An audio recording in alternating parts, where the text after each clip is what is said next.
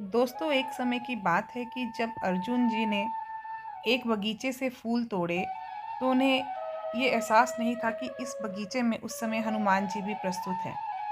हनुमान जी ने उनके फूल तोड़ने के बाद उनसे पूछा कि तुमने मेरी बिना परमिशन के यहाँ से फूल कैसे तोड़ लिए? तो इस बात पर अर्जुन जी ने कहा कि ये फूल मैं अपने इष्ट के लिए तोड़ रहा हूँ और पूजा करने के लिए अगर किसी के बगीचे से फूल तोड़ लिए जाएँ तो इसमें कोई भी गलती नहीं है। जिस पर हनुमान जी पूछते हैं कि तुम्हारे इष्ट कौन हैं?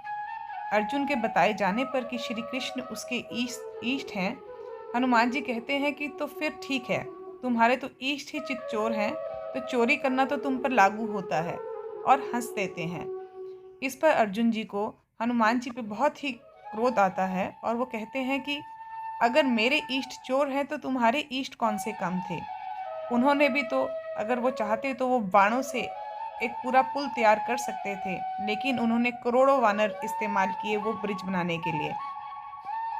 और अगर मैं उनकी जगह होता तो मैं आसानी से ही तीरों के साथ एक ब्रिज तैयार कर देता। इस पर हनुमान जी कहते हैं कि ठीक है, अभी तुम मुझे ये पुल बना के दिखाओ, और अगर मैं उस पुल को तोड़ दूंगा तो तुम क्या करोगे? तो अर्जुन कहता है, अगर तुम मेरे बने हुए पुल को तोड़ दोगे तो मैं अपनी प्राण त्याग दूंगा। इतना कहते ही अर्जुन जी अपने बाणों से एक बहुत बड़ा पुल तैयार कर देते हैं।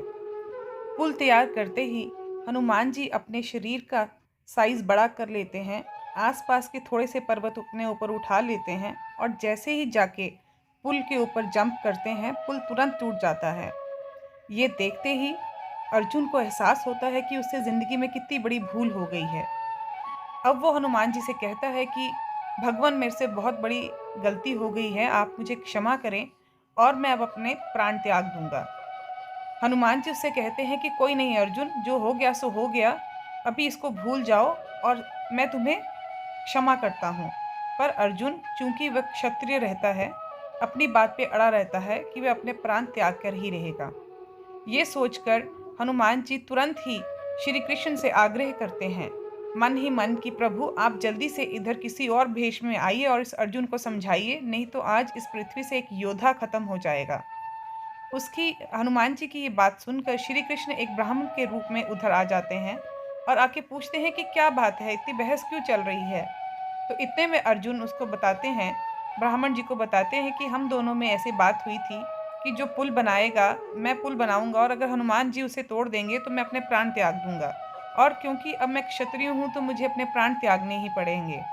पर इस पर ब्राह्मण जी अर्जुन जी को कहते हैं कि हे अर्जुन, जब दो योद्धा आपस में लड़ते हैं तो वो कैसे इस बात का फैसला कर सकते हैं कि कौन विजेता है?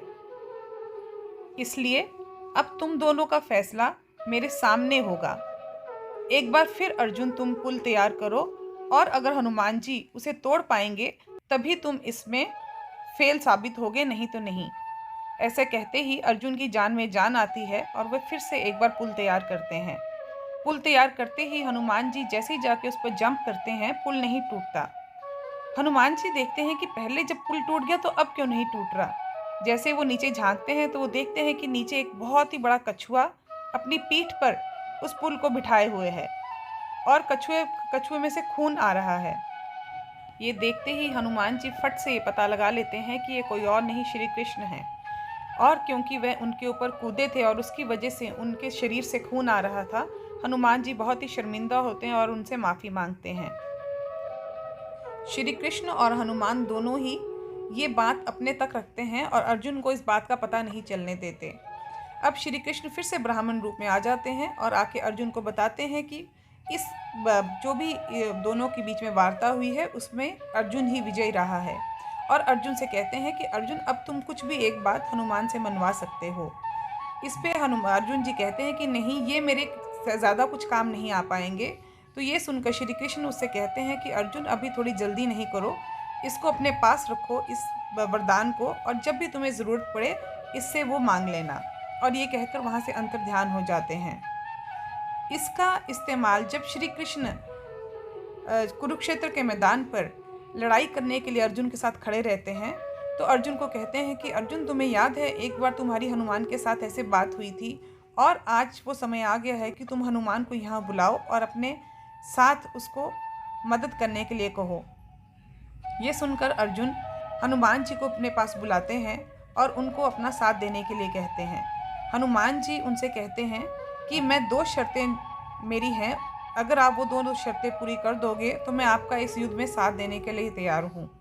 पहली शर्त ये है कि मैं श्री कृष्ण के चरणों में रहूँगा और दूसरा कि मुझे आप समय-समय पर ज्ञान की बातें बताते रहेंगे। श्री कृष्ण कहते हैं कि नहीं हनुमान, इस बार तुम मेरे चरणों में नहीं, मेरे शीश पर विराजित होगे। तो ये सुनकर हनुमान जी मना कर देते हैं, लेकिन उनका ज़ोर लगाने पर फिर वह जो उनके रथ में ध्वजा लगी होती है, उस पर बैठने के लिए मान जाते हैं और इसके बाद उस ध्वज का नाम कपिध्वज के नाम से जाना जाता है और समय-समय पर महाभारत के युद्ध में हनुमान जी श्री कृष्ण और अर्जुन जी का साथ देते